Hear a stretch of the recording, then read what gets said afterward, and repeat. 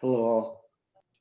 Hey everyone, how's it going? Thanks for joining us. We're just letting a few people get in the meeting, and I think we'll start here in just a minute or two once Catherine gives us the all clear. I do want to share that if you'd like to offer public comment, you'll need to indicate that. You can do so now or whenever is convenient for you. The way to do so is just taking your mic off of mute, or you can raise your hand or do the clapping reaction if you're familiar enough with that. You can also email the email address info@sunsetempire.com, and we will put you on the list for public comment here in a few minutes. Skylar, do we have Celeste? I believe so, yep. Okay, perfect. Okay, we will call this meeting to order. Pledge of Allegiance. I pledge allegiance to the flag of the United States of America and to the republic for which it stands, one nation, under God, indivisible, with liberty and justice for all. Declaration of potential conflict of interest. Mike? I do not have any conflicts. Erica? No conflicts. Celeste? No conflicts. And no conflict for myself, and we will hopefully see Sue in a moment. Public comment, rules of decorum. Skylar, do you have that handy? I forgot to grab that. Yeah, I do. Do you want me to show people, or are you okay with just me reading it? Up to you. How about both? Okay, give me just a sec and I will share my screen. Okay. In advance of the public comment period, the Board of Directors wishes to extend a thank you to citizens who participate in providing feedback to the district. It is an important goal of SEPRD's public meetings to encourage discourse and engagement from our communities.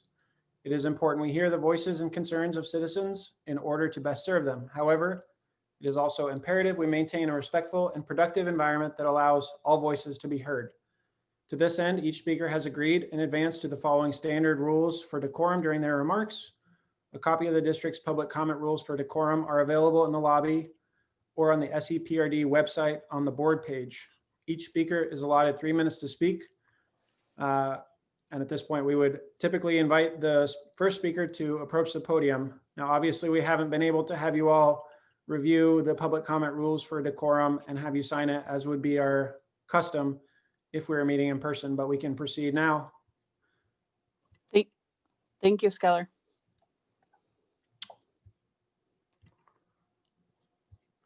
So we'd like to open it up to public comment.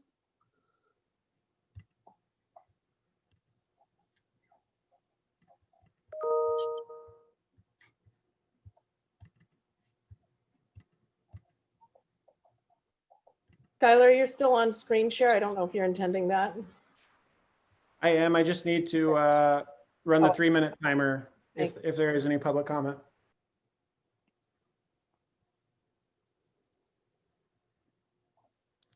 Have we gotten any responses from the email? I haven't seen any at this point, so. Okay. But I also, maybe we could give one last call to anybody on the call. If they just want to unmute themselves, they can offer public comment.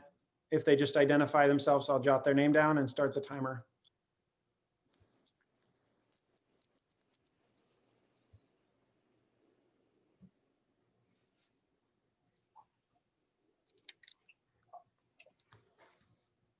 All right. Well, I would say that we could move on.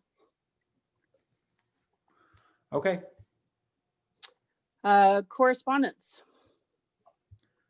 We do not have any correspondence for this meeting, although I anticipate that we will have some that will be shared in your regular board meeting next Tuesday. Perfect. Thank you. New business. Discussion with Eileen Akins.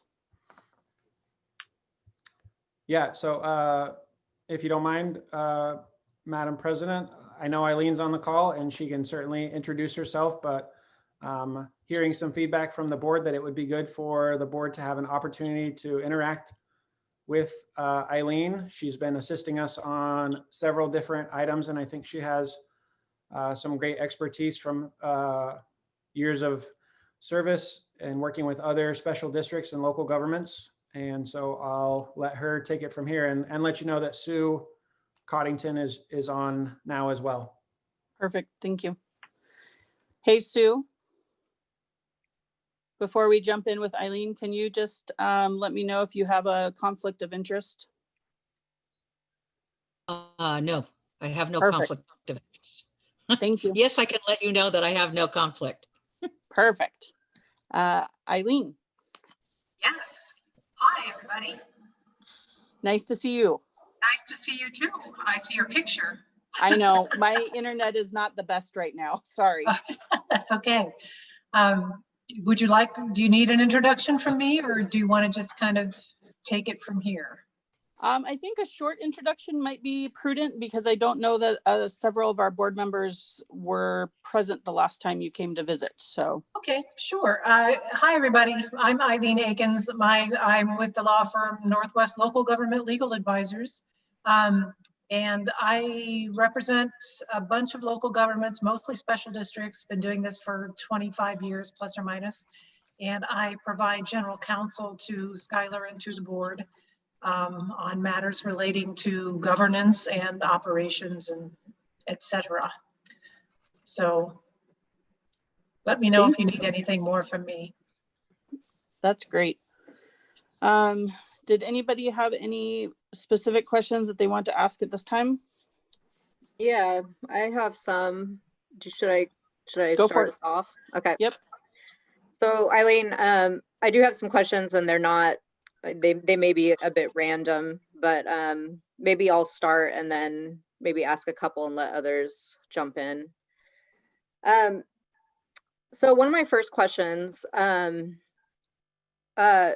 is kind of what are the legal standards for a board of directors to meet outside of a quorum? So if we just have two of us meeting, and specifically to improve aspects of board governance. So for example, compiling historical documents or, kind of organizing the documents that exist.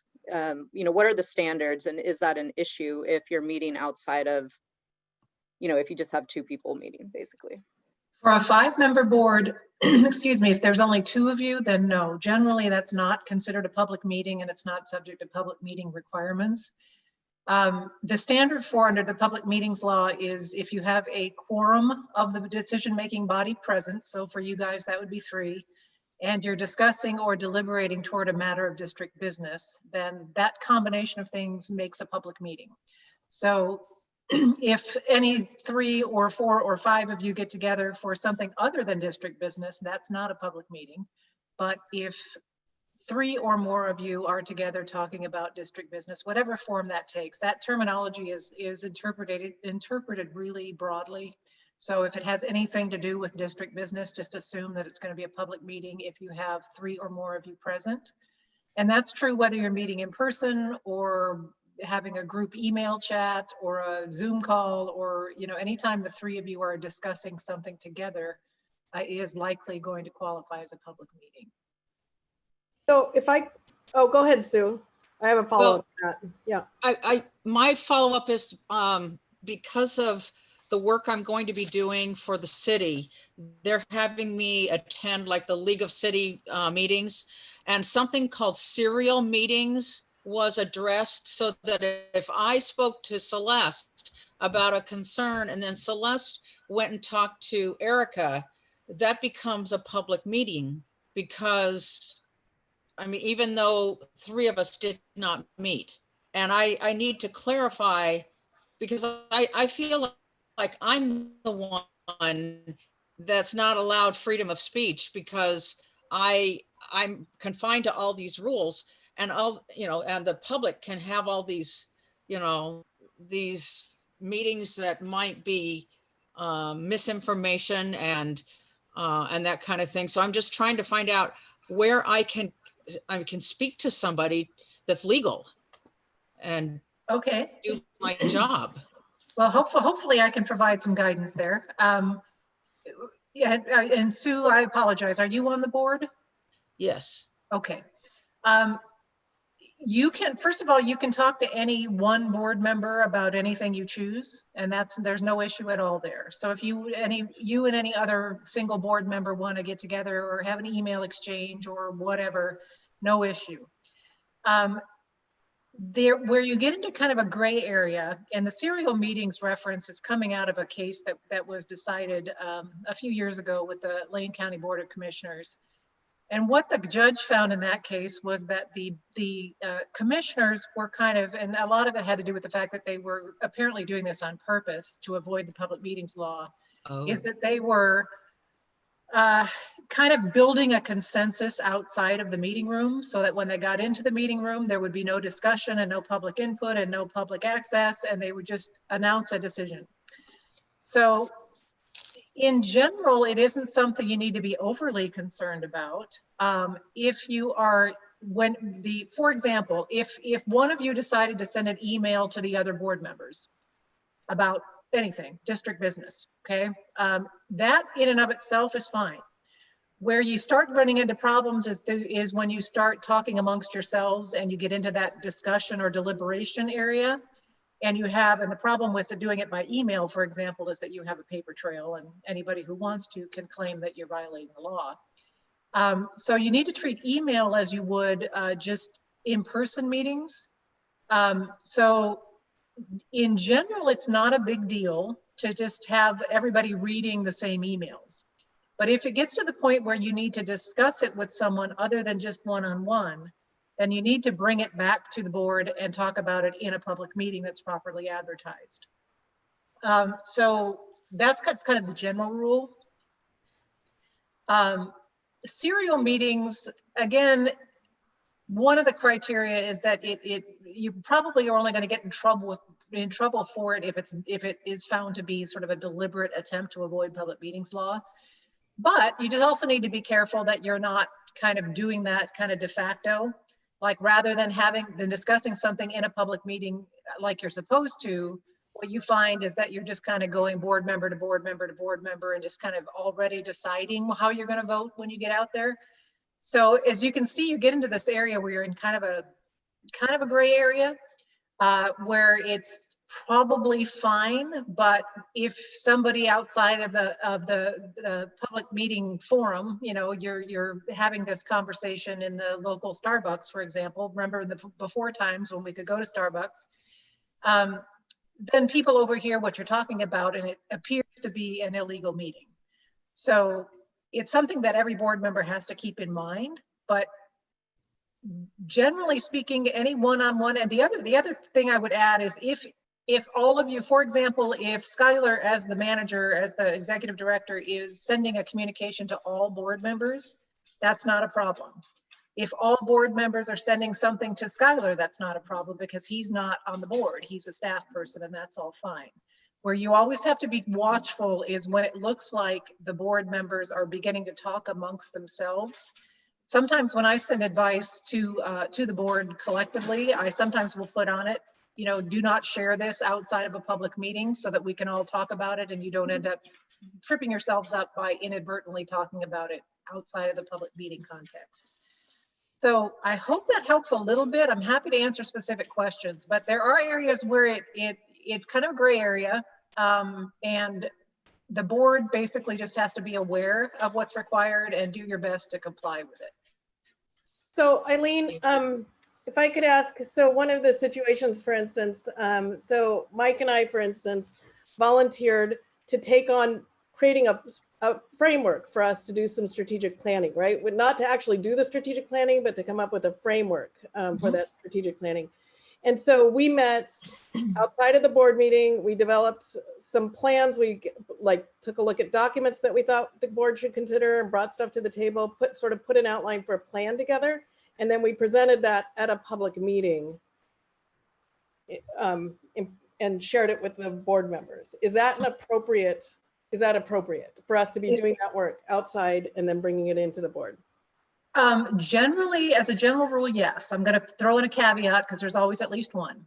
Under the public meetings law, if the board has created an advisory committee, if you will, and that would be, it doesn't have to be board members, but it could be any number of people whose job it is to go and develop recommendations and bring them back to the board.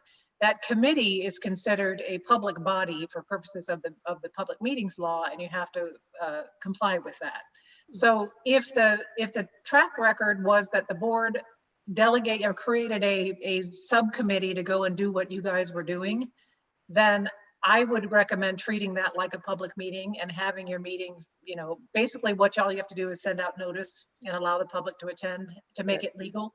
So, but if it's something that two of you just decided to get together over coffee or a beer and do it on your own and then come back to the board, then that would not be a public meeting. Does that make sense? Yep. And so similarly, then I suppose if I took on the task solo, that is fine for me to bring in materials for consideration by the board. Perfectly fine, and kind of what board members are just basically authorized to do anyway. Yeah. Very good. Thank you. You can't be a committee of one, if that's your question. Yeah. You're just one person. Yeah. Very good. Thank you, Celeste, for asking that question. Eileen, I definitely remember the Lane County case very well from SDIO legal trainings that I've attended years ago. That was a very big case, and I believe it was very costly to Lane County. I don't believe that our board has attained any semblance of that level of communication the board was having by email. I'm inclined, I don't know all your history of emails, but I find that case was interesting, and that the serial meetings piece of that was very much kind of a side issue. There were a lot of other things that it was found that the commission was doing to kind of circumvent the public meetings law. And there was kind of a commentary by the judge about the serial meetings and how they needed to be careful of that. But a lot of people kind of grabbed onto that and made it into something, I think, bigger than it really needs to be. My general, and I probably did the training that you attended, Michael, and my usual advice is just be aware. And that under the public meetings law, the standard is substantial compliance. So the idea is, did you try to find out what the requirements are, and did you do your best to comply with them?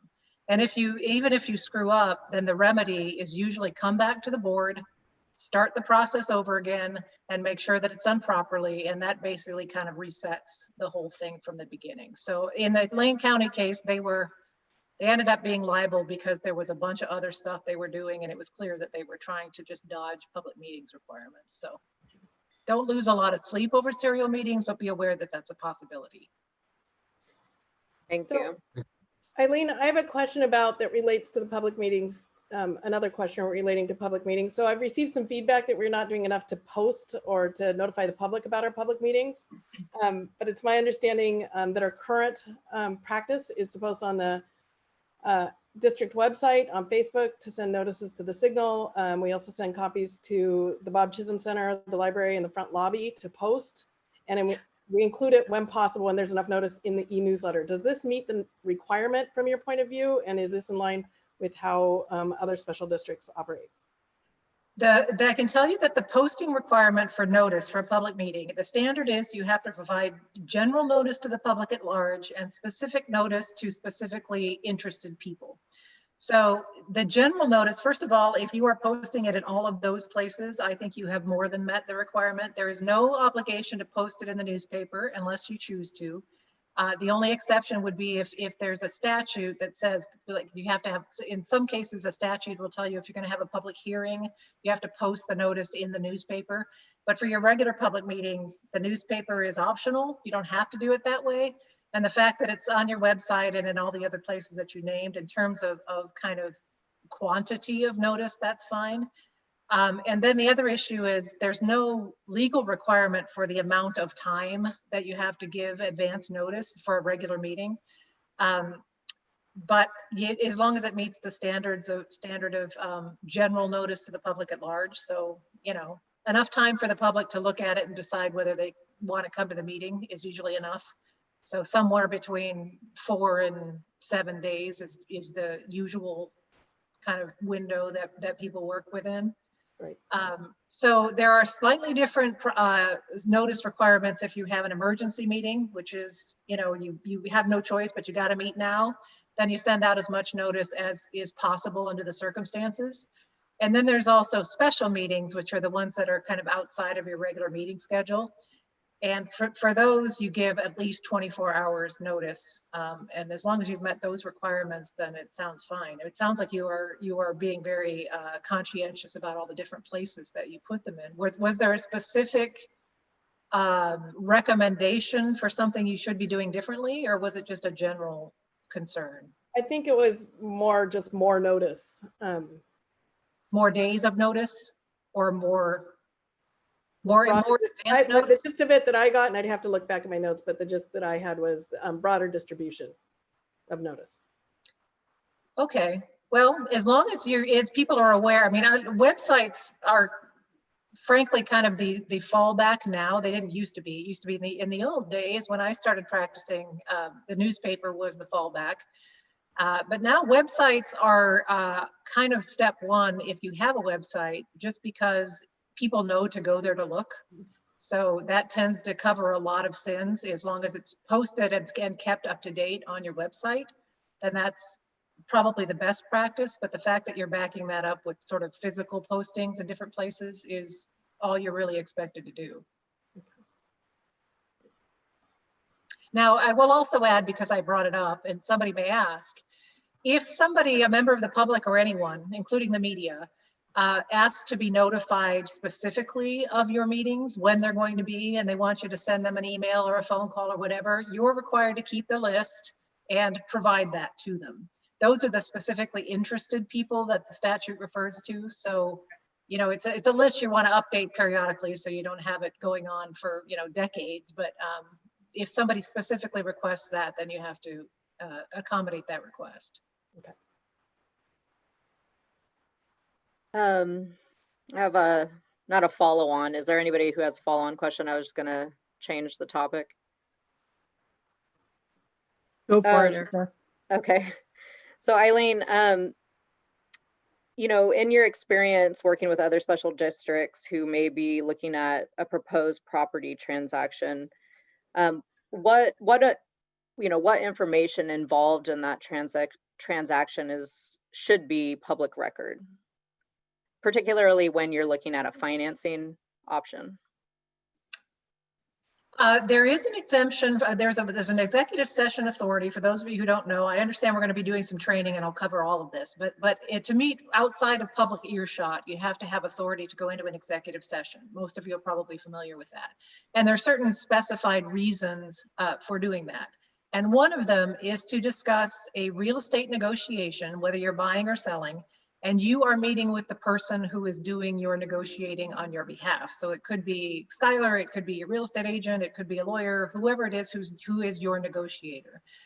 You can meet in executive session to discuss your negotiations with that person, which could include, how much are you willing to pay? What does the title report look like? Basically anything having to do in advance of the purchase can be done in executive session.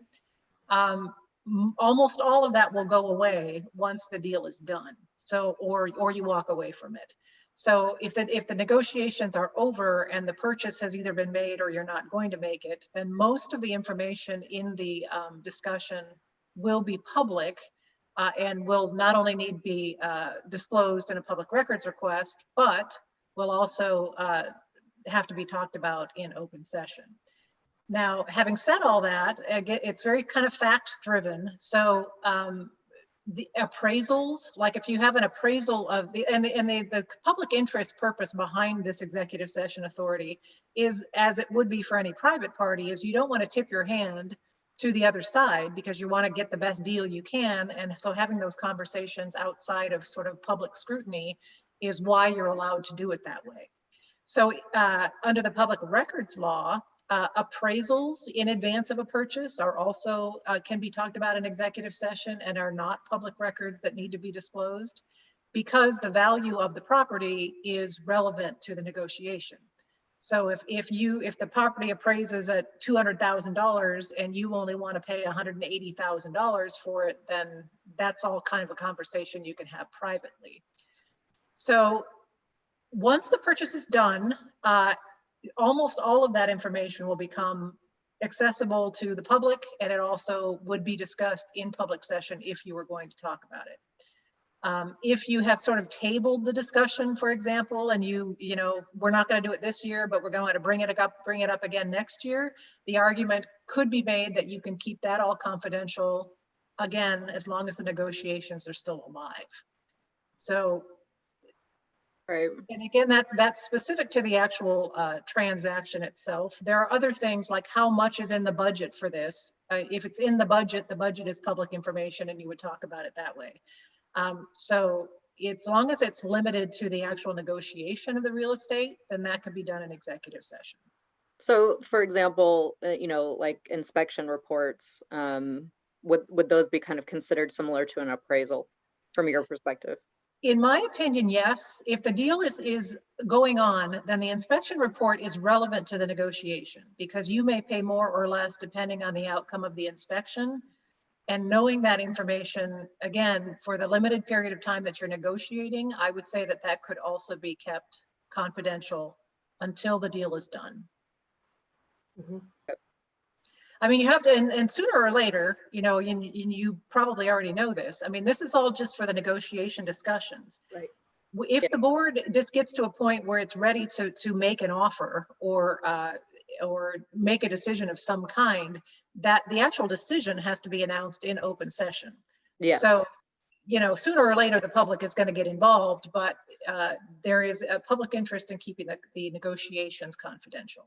Until it's finalized. Until it's finalized, yeah. So just to be clear, Eileen, because there's a little bit of gray area there. So in a real estate deal, there's the consideration prior to making an offer, and then there's the due diligence period, and then there's the closing date. So I'm very clear that everything becomes public upon closing date, right? Yep. The offer needs to be announced. But if this stuff is happening in the due diligence period, for where you still could theoretically be going back and forth for negotiations, if something is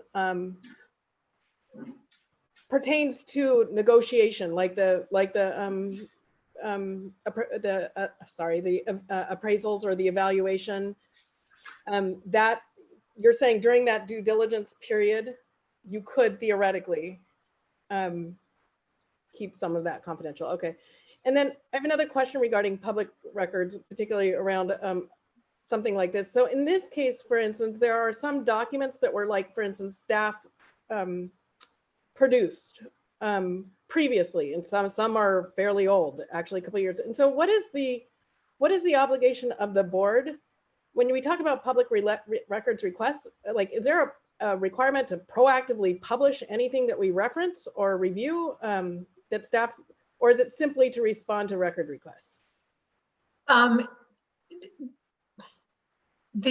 law requires you to respond to public records requests. Okay. And there are some time constraints associated with how you respond and what you say. There is no, just because you refer to something does not necessarily mean you have to provide it, but if somebody asks for something that was referred to, assuming there's no law that allows you to keep it confidential, then it must be disclosed, and then you just follow your public records policy to disclose it. So the default is that records that the district maintains are all public records, because they are. The issue is going to be whether there is a statutory authority to not disclose it under certain circumstances or in response to a request. And so just to be clear, just to make sure I'm crystal clear, so sort of the allegation that I've heard bounced our way is that because some of the documents aren't posted proactively, like posted to the website or posted, circulated in the minutes, for instance, like that somehow that we are in violation of public records, or somehow. No, okay, that's not accurate. Okay. There's no affirmative obligation to disclose anything. The board can decide what you want to make public, but if somebody requests it and it's not exempt from disclosure, then you have to provide it, but only in response Of to course. a request. Yeah. Yeah, it's just a little overwhelming to think about how to proactively actually To put every Every- record that every you single own record on the that we website, yeah. Yeah, you don't have to do that. I mean, and again, it's always, you know, and I've seen this board operate enough to know that you're trying your best to be as you know, transparent as possible. So anytime you decide that, you know, in your meeting notice, if you want to say, you know, documents that will be discussed will be posted on the website, people can go there and get them, and Right. that's fine, but you don't have any obligation to do that. Okay, thanks. Maybe on that topic of transparency, you know, how could, you know, Eileen, there's a few of us who are fairly new to the board, and you may have, you know, kind of a longer experience with our board here in Seaside, but, you know, from your perspective, how could a board, or specifically our board, improve transparency to the general public? And, you know, currently, you know, is it your opinion that our board is acting in a transparent fashion? From what I've seen, and again, my primary interface has been with Skylar, and that's relatively recently. I think I've been representing, about a year maybe, Skylar, and that's kind of and I kind of get involved when I'm asked.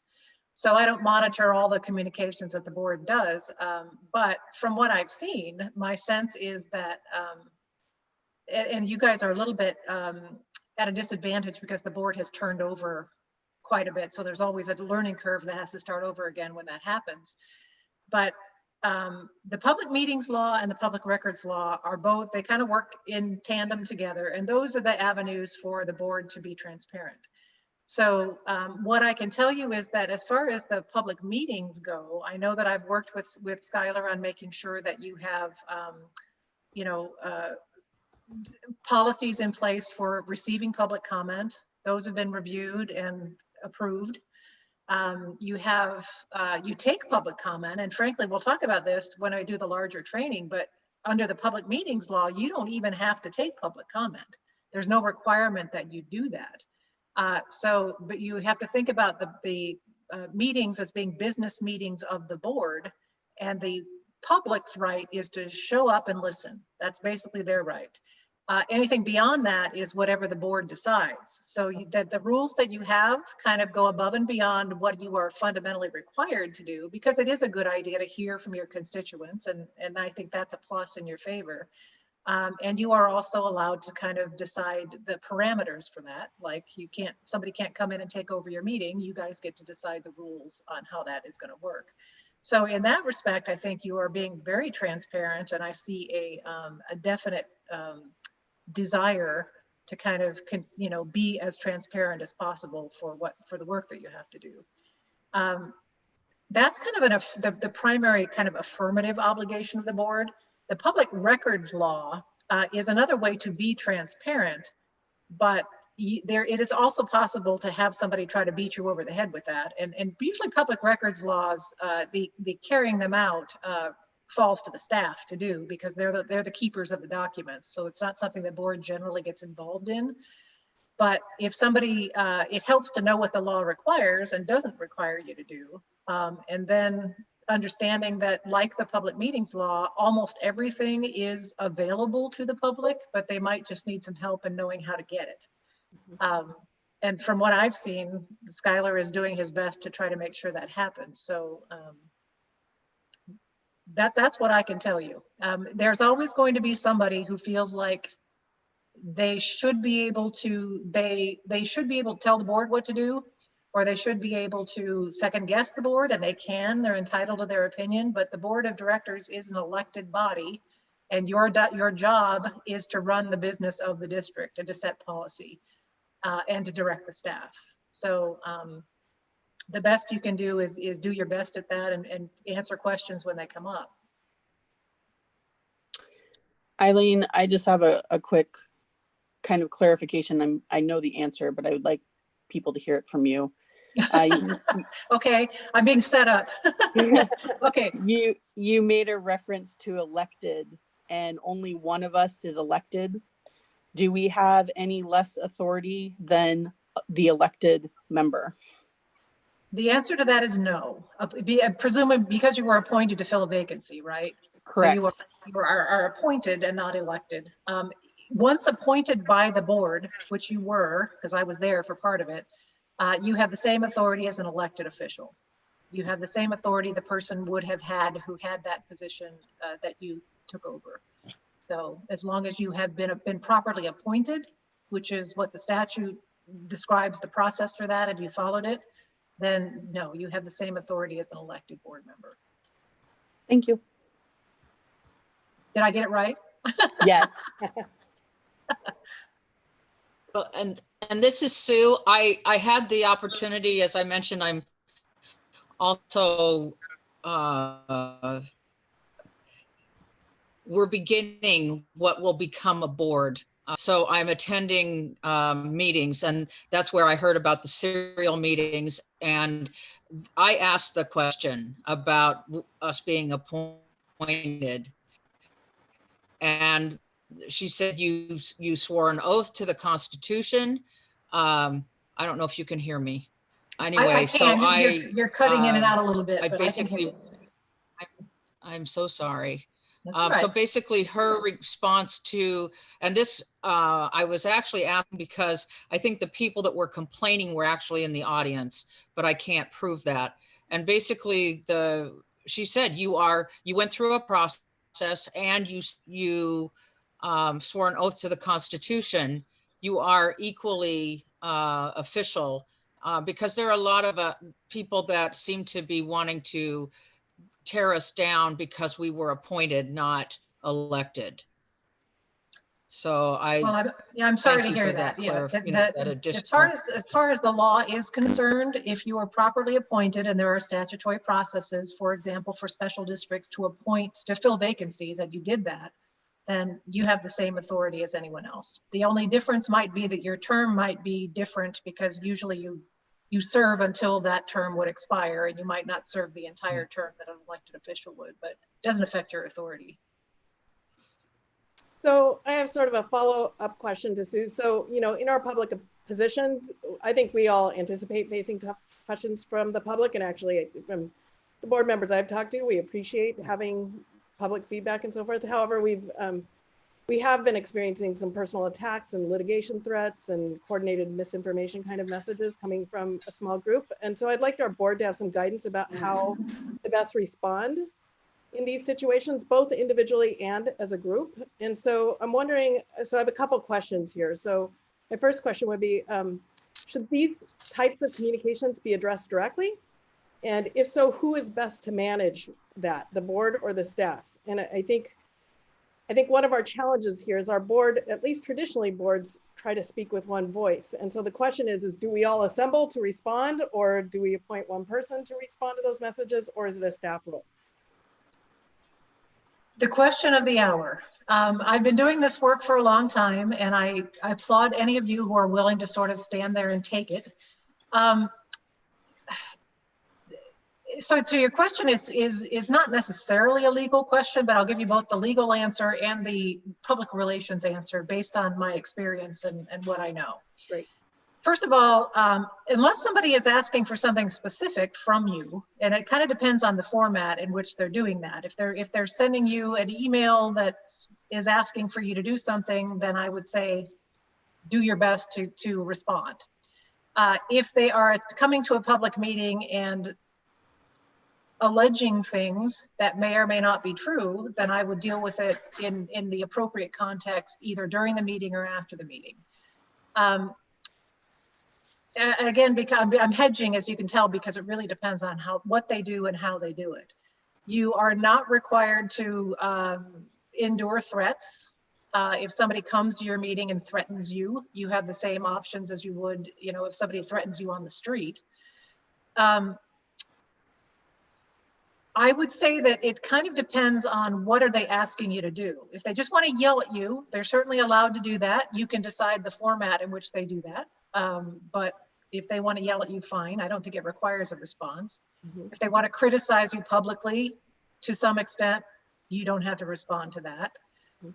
If there are specific, I see this often in the form, I used to do public relations before I did law, so there's a lot of overlap sometimes. And what often happens is you get people who send letters to the editor. Astoria, I find, is famous for that. Letters to the editor that allege a bunch of things, and the board is this and the board is that, and yada, yada, yada. And I'm kind of, my general feeling is don't add fuel to the fire. If you get into sort of a bitch and match, if you will, in the newspaper, it will never end.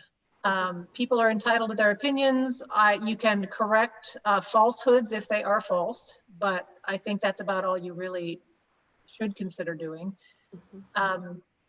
There is rarely going to be a reason to take legal action, but if somebody is threatening you physically or shows up at your house or trespasses or does something that threatens you as a person, then you have law enforcement backup. But for the most part, I would let people say whatever it is they're going to say. Respond if you think it's appropriate to respond, but don't scream back at them because that won't get you anywhere. Stay in control of your public meetings so that you don't have people trying to physically impose their will upon you at the meeting. And then in terms of how to respond, ordinarily it would fall to the staff. If it's kind of a general complaint about something and the staff can fix it, you can direct the staff to respond. If it's something about, you know, Sue in particular offends me because I don't like the way she looks, Sue can decide whether she responds to that or not. But if the you kind of have to get to, does it affect the business of the district and what is the best decision for the district in responding to that? So that was kind of a long-winded lawyer's answer to your question. I don't know that you can come up with any specific guidance. It kind of depends on what you're having to hear.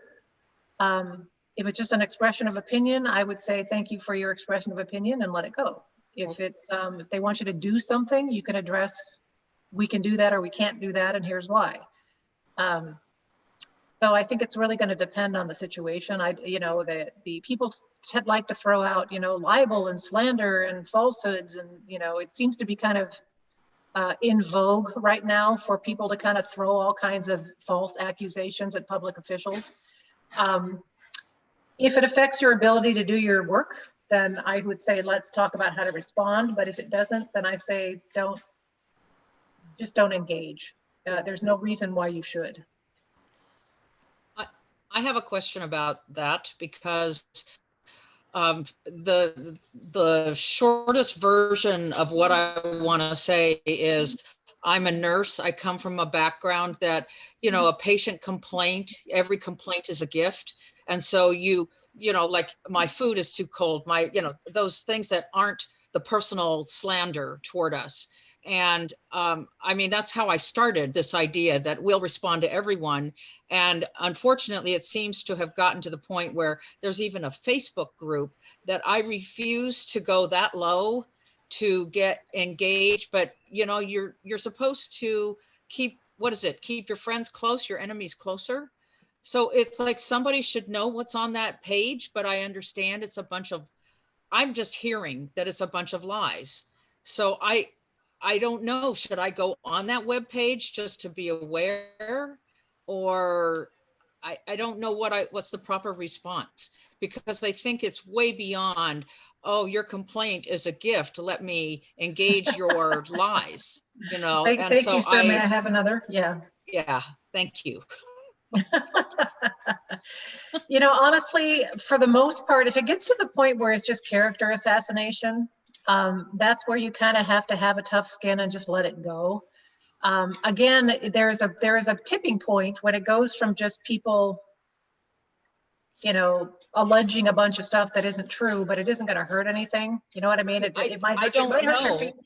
I don't know, because I haven't gone on the site. Well, you don't have to go on the site. You don't have any obligation. I'm assuming this is like the official district Facebook site, or is it a different site?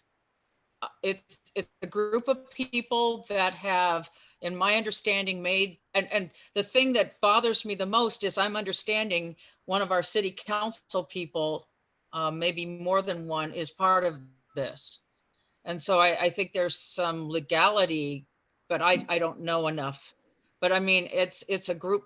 I'm understanding, I think Skylar's the one that said it was a bunch of lies, and please don't quote him.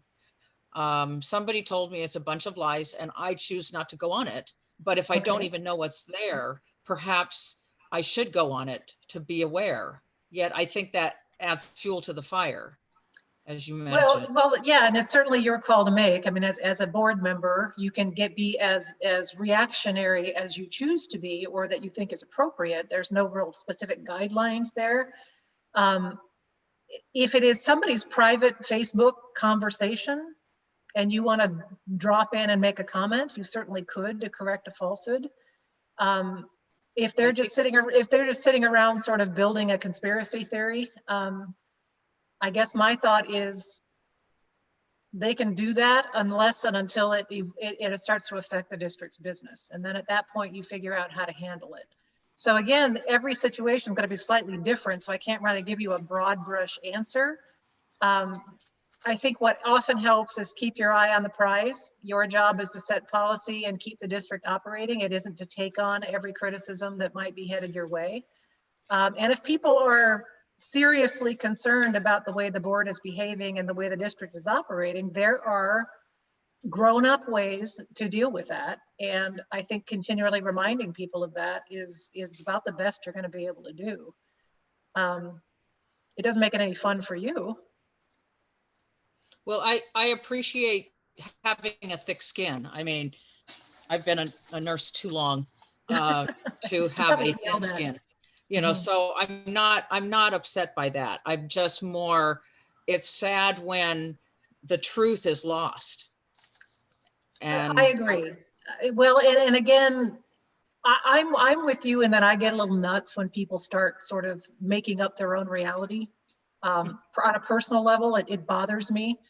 But just for your own sanity and for the operation of the district, I think you kind of have to feel like haters gonna hate.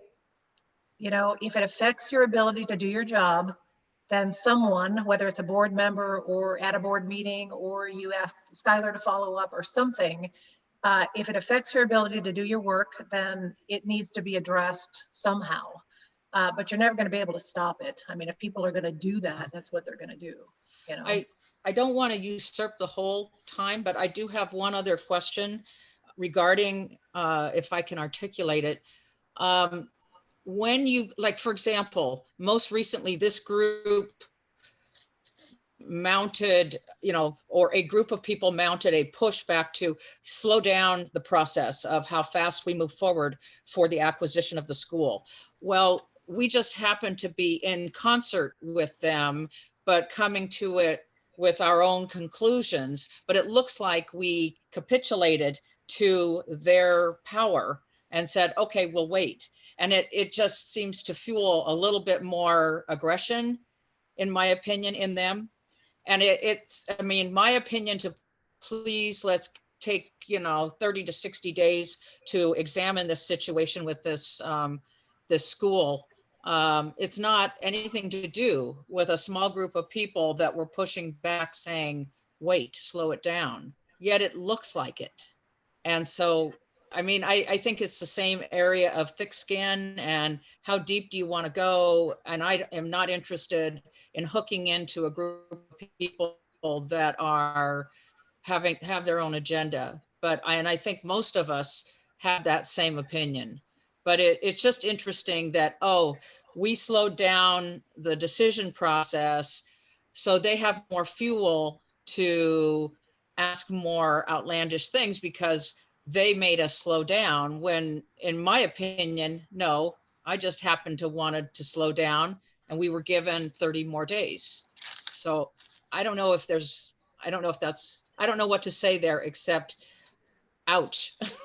I mean, well, it just feels yeah, like, I can see why that would be frustrating. And then the fact is, you know, boards are made up of multiple people for a reason, in that whatever 3 out of 5 of you decide to do is what will happen. So it isn't up to one or any individual person to say, you know, I'm calling a halt to this unless the rest of the board agrees. It's also important to recognize that although you are elected officials or appointed to fill an elected official's position, you are the governing board of the district. These decisions are yours to make. You can certainly listen to the public, you can be responsive to the public, but they don't get to tell you what to do. I mean, their options are to tell you what they think, and they will, or elect someone else next time. I mean, that's kind of what their options are. And I don't know that unless they bring up something legitimate that makes you sort of rethink your decision, I guess I want to encourage you to talk amongst yourselves, do your due diligence and make the best choices you can. And somebody's going to hate you for it and somebody's going to love you for it. And unfortunately, that's just kind of the way it goes. So I hear your point that kind of the more, it's almost like the more there's a balance between listening to what the public says, respecting their position, taking that public input. But there comes a point when you don't just hand over the decision-making to the people who are the loudest. You know what I mean?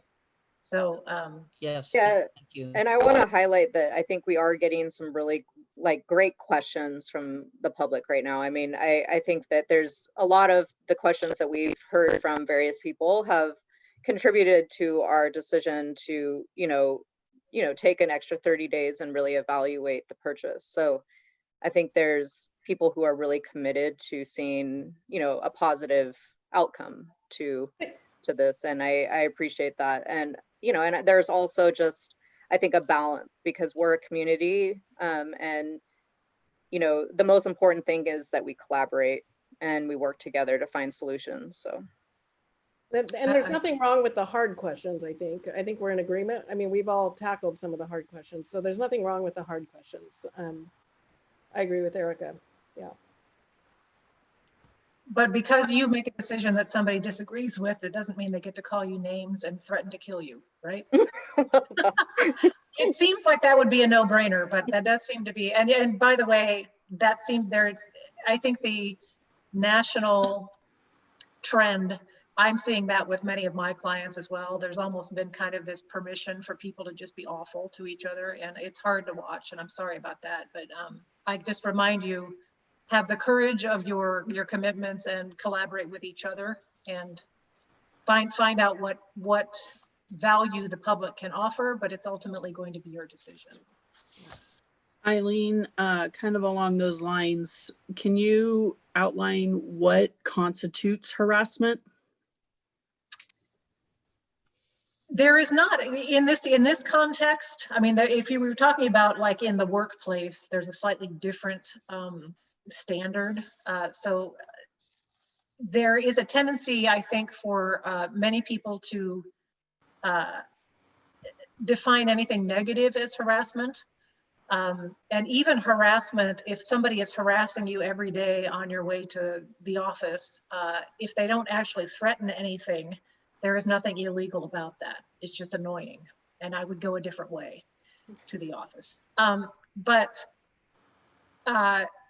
where it becomes, where there may be a legal remedy is obviously if someone physically tries to hurt you or your loved ones, that bring in law enforcement immediately. Don't handle that on your own.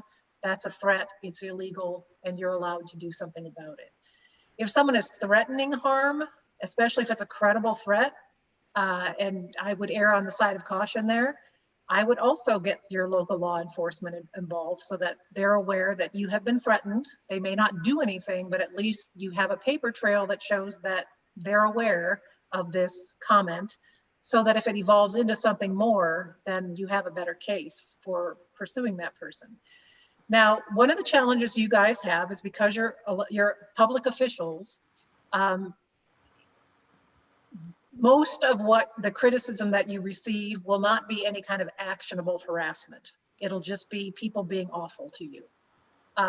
And there really isn't a remedy to that other than to try to do your best to, cater to the people who are being respectful and grown up and try to minimize the ones who are not.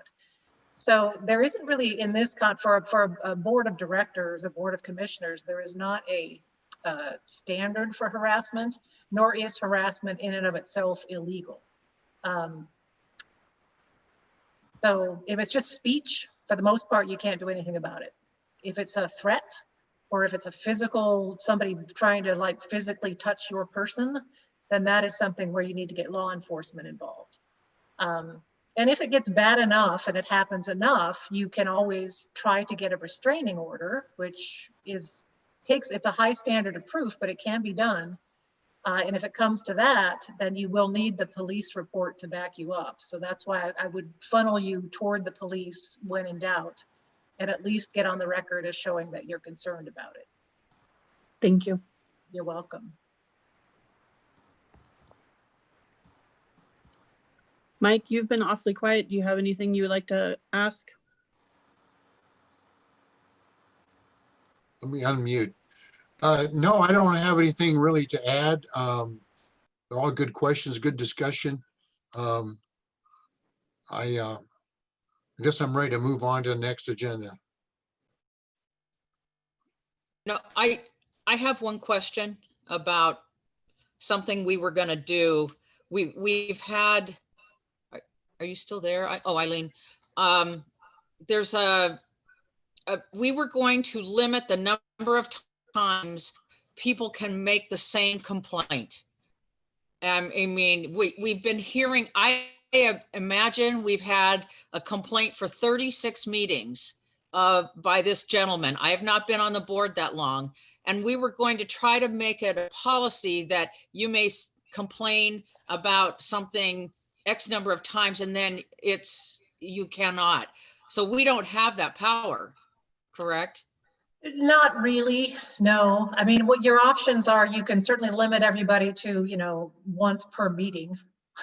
Doesn't mean they won't get on the agenda every single meeting and make the same complaint. Okay. But that's where you sort of limit the time. It's like, okay, here comes Mr. Smith with his usual complaint, and let's give him his 3 minutes, and then we move on. So there's a little bit of a tension there between, wanting to hear legitimate concerns and limiting somebody's ability to express an opinion. And if he has that opinion and he wants to say it at every single meeting, then pretty much you just let him do it. Just make sure that the same standards apply to anyone, regardless of the point of view that they share. Thank you. Eileen, I just have one quick follow, maybe our last question, but it's just around the board minutes. So what are the legal standards for compiling board minutes and publishing those? There are some things in the public meetings law that said that are required to be included in the minutes. There are, who was there, who wasn't there, what items were discussed with enough particularity so that somebody could look at it, 10 years from now and know what you talked about, how it was resolved. Your voting record is public, so if it's unanimous and we know who was there, then we know how you voted. But if it is a split vote, it should be recorded in the minutes. So it's basically just kind of a summary of the meeting, and you don't have any obligation to post it, but I find that the most common public records request that I see for my clients are the meeting minutes. So it sometimes helps everybody to just post them when they're, post them on the website or somewhere where somebody can go and get them if they want them. There is not a legal obligation to do that, but it's like any other public record. If somebody asks for it, you have to give it to them unless it's exempt. So those are those requirements. One of the questions that comes up often is, what about draft minutes? I know Skylar and I had a conversation recently about that. Technically speaking, meeting minutes are public records in draft form as well. And if somebody insists that they want to see them before they're approved by the board, then technically, okay, you can have a copy, but just mark them draft and make it clear that they haven't been finally approved by the board. Most people I find, if they all they really want to know is what happened and they're not out to try to, catch you doing something, they will understand if you say, well, these aren't final yet, we'll be finalizing them at the next board meeting. Is that okay? I can send them to you then. And most legit people will say, sure, that's fine. So beyond that, I guess, what else can I tell you? Is there anything, is there more specific information I can give you about what's in the minutes or what to do with them? I know for one of the public complaints is that Skylar produces the minutes and he takes it from a recording. Mhm. So isn't that okay? Or That's is it. that incorrect? It's absolutely okay. In fact, that's the way most of my clients do it. It's okay that Skylar does it. It's okay that they're recorded and he makes a synopsis from the recording. The only thing is that the written summary has to be sort of it has to be an accurate reflection of what was actually discussed. So, you know, Skylar can't just sort of, you know, substitute his own opinions in there while he's summarizing that. But if it's an accurate summary of what happened, then that's all that it has to be. But under the public records retention requirements, both the recording and the transcription or the summary, whichever form it takes, those are both public records that are subject to disclosure if somebody wants them. So if somebody says, I don't trust these minutes that Skylar prepared, I want a copy of the recording, they can ask for that and you have to provide it. You can charge them for, you know, the time and the medium to make a copy of the recording, or they can come in and listen to the recording if you want to do it that way. They're both going to be open to public inspection if somebody really wants to do that. So, And thank you. And a caveat to that is the executive session minutes are not something a public person can have. usually not. That privilege belongs to the board. Executive session minutes can be kept confidential because they were confidential, presumably at the time they were taken. You can lose that, and because that privilege belongs to the board, there are a couple ways. The board can sort of waive it and disclose them anyway, just because it's up to you to decide how confidential you want them to be. So there's that option. And it's also, if the executive session wasn't legally authorized in the first place, the executive session minutes you can't claim that they're confidential if it was an illegal executive session. So, and another variation on that is just because you talked about it in executive session doesn't mean it's confidential. I have had clients do that where, well, we're not going to disclose this because we talked about it in executive session. You can't just sort of, you have kind of a blanket confidentiality just because it was talked about in executive session. It has to be pertinent either to the substance of the executive session having been lawfully called, or it has to have its own sort of separate exemption under the public records laws in order for you to keep it confidential. So that was kind of a blathery lawyer's answer to your question, but does that? No, that's very helpful to me. Okay. I do have, I mean, I'm not sure what your time limit is. I do have one other question about. I have all the time in the world. I'm sitting at my house with my dog. So, but it's really up to the board how long they want to spend on this item. Well, let me just ask, and everybody can tune in. Basically, I'm having a lot of trouble with the reports I read. First of all, I don't have a history. I'm not a contractor. I'm a nurse. I'm used to HIPAA, and that is a Bible that I follow. So I would like to, and I've talked to different board members. The idea of serial meetings scared the heck out of me because, basically what they said, if I went to Celeste and then Celeste talked to Mike about, well, Sue had this thought, that's a serial meeting. And I went, uh-oh, now I can't talk to the board. So I'm trying, am I allowed to show like the report that we just got this last week? Can I show that to an engineer friend of mine? I have not done it. This is just a hypothetical. Or is that, no, it stays within the board to ask questions about something so I can gain information to make a decision. Sue, I'm pretty sure that's what we'll be doing next in terms of executive session, is having an opportunity to work with our realist, Julia, who is here on the call a little bit, and ask those questions. So I don't think that that's necessarily I don't think that's enough detail for me, because right now you're going to have to tell me that this is a good thing for us to buy. I can't see that in the but that's what we're going to be $4.5 million report that I just read. I think that's what we're going to be discussing. I think it's not as related to the topic of, or it's not as related to Eileen specifically. Well, I was just trying to find out if I can show it to somebody legally. So generally, is the question, Sue, then, is whether an executive session discussion or document whether as individual board members, can we access outside technical assistance? Can we take that to an individual and ask for technical assistance? And I don't have a person in mind. I'm just asking. As a general legal principle, sure. If it helps you to understand in your role as a board member, you can do that. The concern obviously is if it is a document that is confidential to the board and was submitted in confidence to the board, there is a risk that you would waive that right to confidentiality by sharing it outside of the board.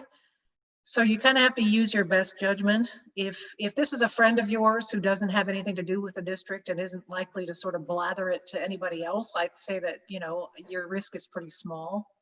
But if it happens that the person that you talk to also advises, you know, the seller of the property, for example, then they may have a conflict of interest. So I wouldn't say there's a blanket obligation for you to not talk about it with anybody. But as long as it's for your own personal use and not something that you're going to give away the farm to the competition, but I don't see any obvious legal ramifications to talking about it that way. I mean, I come from a HIPAA standpoint, and that is so ironclad that I understand. you Yeah. do not speak. And so I have not. I've only spoken to various board members, but I feel like I'm abusing their time because I don't understand what I'm reading. And I appreciate their time and expertise, but if I need to needle nose into something to understand it, and I mean, that's not fair to others. And maybe somebody who knows me, and I don't think of anyone offhand. I mean, this is all hypothetical right now because that HIPAA rule just hits me like, okay, I can't talk to anybody. And this is quite a bit different from HIPAA. Yeah, I understand HIPAA and and your obligations there. This is not quite that rigid. The legal analysis would be, could it be argued that you waived your right to keep that information confidential? And if it's waived for you, then the next question is it then waived for the rest of the board? If you're just using it, you know, you have a friend who's an engineer. I mean, the other thing you could do is just kind of develop some hypothetical questions and just ask, what does this word mean? Or, you know, I'm guessing that I appreciate that you're thinking about it, but I think you're overthinking it a little bit.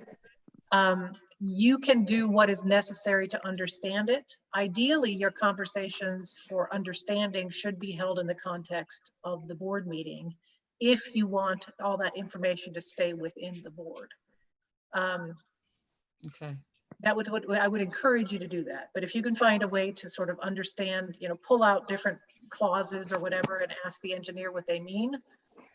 If it's just for some personal friend of yours, I don't think there's a huge risk to that, as long as you are confident that the person is, you know, can be trusted to not just blather it elsewhere. Yeah, I haven't done anything like that. I've just felt like that I've bothered a couple of board members, and I need more detail, especially after the most recent reports, and I don't quite know what to do about it. And also remember that you can also, you know, there's nothing wrong with one-on-one, you talking to different board members, like, what is your understanding of this thing? Right. You can do that. That's okay. Okay. I'd be happy to meet with you again, as we have before, to go over some of the latest report if need be. But I'm looking forward to the executive session. Eileen, I have one more question for you. Okay. As you were aware, because you were at that eventful meeting in June, Yes.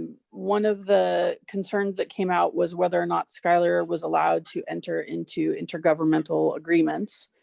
And something that the board had kind of discussed was a sort of process that Skylar could send an email to the board saying, this is what I want to do, and then give a time frame for the board to say, no, we don't want to do that. We were told that that wasn't something we could do. But my question for you is, can we designate Skylar like a spending limit and a time limit to enter into intergovernmental agreements, or is that not allowed and we have to approve every single intergovernmental agreement? That's a very good question. And the short answer is yes, of course you can. The board has, I mean, legally speaking, only the board of directors can bind the district legally to anything. However, the board can delegate some of that authority elsewhere. So, and the usual person is the executive director or the manager of the district. And and it's usually in the context, I haven't seen your public contracting rules, but with the ones that I write for my clients, this is included in there, where the board adopts formally a policy where you delegate a certain amount of spending authority or a certain amount of authorization to your CEO. And you don't have to delegate any of it. You can require that person to get the board approval on anything, or you can say that, as long as it's under a certain dollar amount, you have the authority to agree to it without needing board approval. Or, intergovernmental agreements of any kind. I don't necessarily recommend that, but usually the dollar amount or the time for performance or some way to sort of decide. And this also helps Skylar know, like, at what point is he going to get in hot water because he did something he thought was okay, but it isn't. So the way that would be done is in the form of a policy that the board adopts. It could be a standalone policy, or it could be part of your public contracting rules where you're going to delegate a certain amount of that contractual authority to him. And then the board can decide how much are you willing to delegate. Intergovernmental agreements, generally speaking, tend to sort of, by nature, be a more appropriate thing for the board to decide, because you are the government and you are entering into an agreement with another government. But if there are times or circumstances where you want to be able to delegate that to Skylar, you can.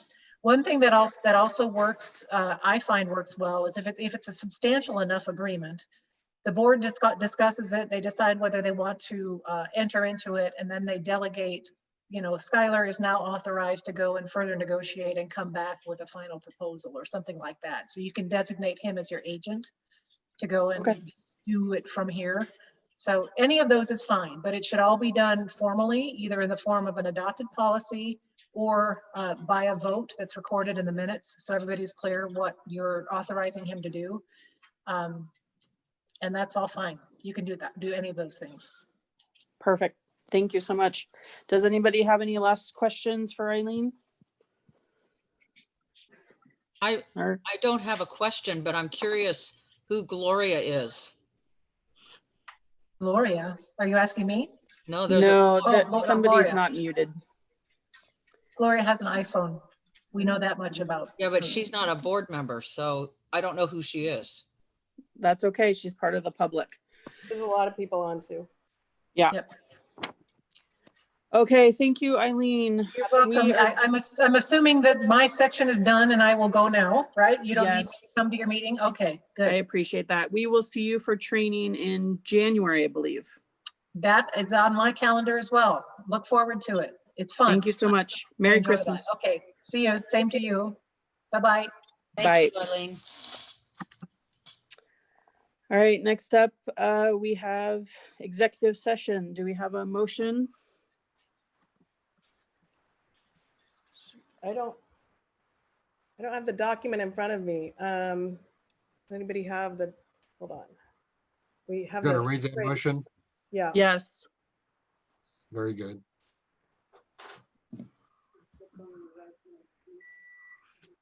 Do you have the language, Mike, in front of you by any chance? Oh, yeah, I thought maybe you were going to read it, Celeste. No, sorry, I don't have it in front of me. I move we go into executive session with the Board of Directors.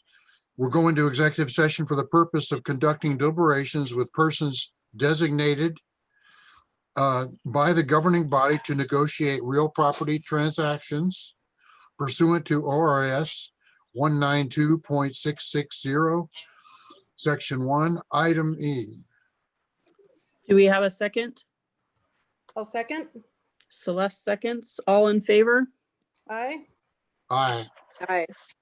When will you be back? We will shoot for 7:30.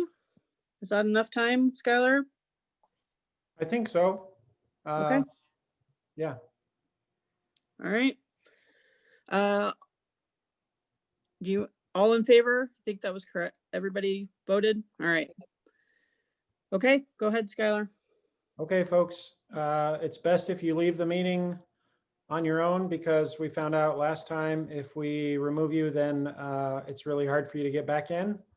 But feel free to see yourself out and be prepared to join back in if you'd like to join us for the conclusion of our meeting at 7:30.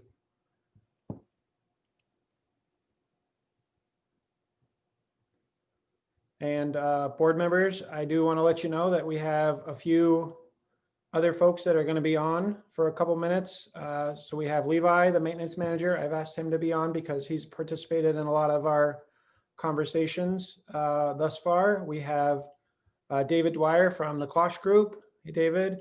And of course, we have Julia, our broker, with us as well. We still have a couple people that need to exit the room. So if we can hang on for just a couple minutes. Hey, Skylar, while we're waiting for people to leave, can we maybe take a 5-minute break? Yeah, sounds good to Okay. me. Let's So 6:35. Perfect. Thank you.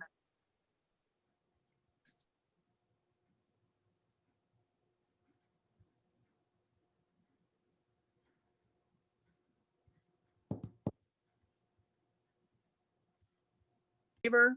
Aye. I, Okay. Aye. All right, before I admit everybody, I'm just gonna thank Julia and David for being here.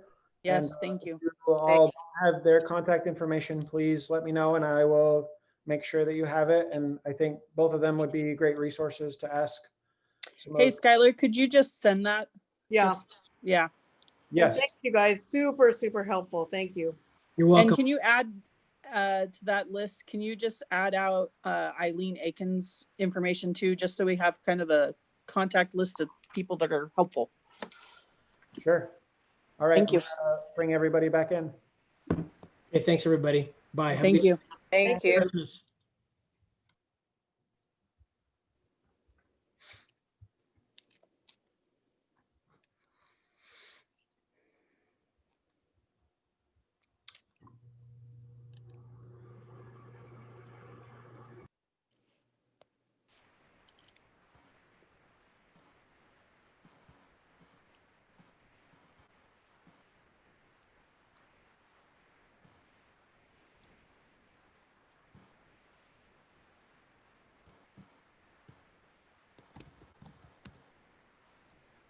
All right, Catherine, you just have one or maybe a couple of people who are still connecting to audio. Everyone that was in the waiting room has been admitted. Thank you all for your patience. Sorry, we're a couple minutes behind, but appreciate you coming back to the meeting. Thank you so much, everybody. We are now going to discuss upcoming calendar items. We have our next Broadway Middle School Community Webinar on December 10th, Thursday at, was it 7? Yep, 7 p.m. 7 p.m. And then the following Thursday on the 17th at 7 p.m. as well. And then we have our regular December board meeting next Tuesday, the 15th at 5:15. Anything else you want to add to that, Skylar? Calendar items? The only other item I would add, maybe for everyone to put on their calendar, is that we're hoping to be able to have our KISS 2020 Goodbye 5K run or walk on the prom. That's on New Year's Day, and we've been planning it for a long time. So it's going to be really fun. We have some great shirts and a good way to celebrate 2020 leaving us behind, or vice versa, actually. The reason why I said we're planning it and we're hoping to have it is because we're not quite sure how the guidance for that kind of event is going to shake out. Right now, we'd be able to have it if it were today because we can stagger start times. But if the guidance were to change or the county status change, possible that we might have to do a virtual event like we did for Turkey Trot. So if you're looking for something to do, maybe volunteer or run or walk on the prom, all on the prom on New Year's Day.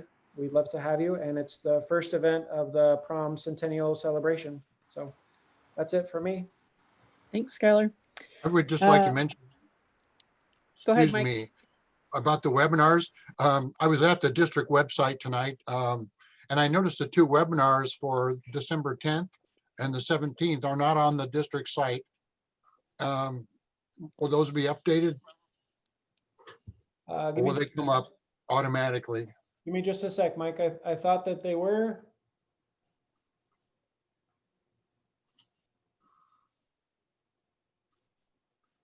Huh, yeah, it looks like the link must have gotten deleted, so I'll have that updated right after our meeting tonight. Thanks, Mike. Thank you. And I have a question about the 14th. Are we to show up The for the city 15th council? will- Oh, the 14th for the city council. Yeah, is that a Zoom meeting, Skylar, or is that in person? It is a Zoom meeting, yep. And I'd love to have you there. If you'd like to attend virtually, that would be great. Thank you. Board comment, Celeste? So I just want to thank the staff for bringing in such great technical assistance to guide our board, both in the public and the executive session tonight. Super helpful, so thank you. Erica?